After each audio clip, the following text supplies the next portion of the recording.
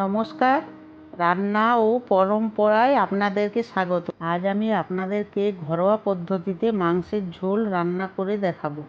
আলুটা আমি আগে থেকে ছুলে রেখেছিলাম, সেটা এখন কেটে নিচ্ছি।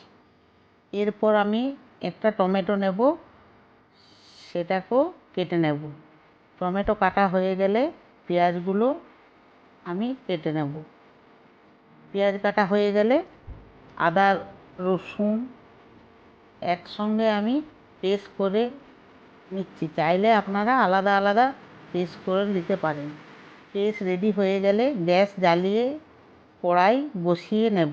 এবার আমি কড়াইয়ে পরিমাণ মতো সরিষার তেল দিয়ে দিলাম। তেলটা গরম হয়ে গেলে কেটে রাখা আলুগুলো তেলের মধ্যে দিয়ে দিলাম এবং তাতে সামান্য নুন হলুদ দিলাম, যাতে আলুগুলো কড়াইয়ের মধ্যে না লেগে যায়। আলুগুলো ব্রাউন কালারে হয়ে এসছে, এবার তুলে নেব। এবার সেই তেলে গোটা এলাচ, তেজপাতা, লবঙ্গ এবং দারচিনি দিয়ে দেব। এরপর পেঁয়াজগুলো দিয়ে দেব। পেঁয়াজগুলো ব্রাউন কালারের হয়ে গেলে তাতে আমি কেটে রাখা টমেটোগুলো দিয়ে দেব। একটু নাড়াচাড়া করে নেব। এবার ধুয়ে রাখা মাংসগুলো আমি কড়াইয়ের মধ্যে দিয়ে দেব। মাংস ভাজা হয়ে গেলে তাতে ভেজে রাখা আলুগুলো দিয়ে দেব।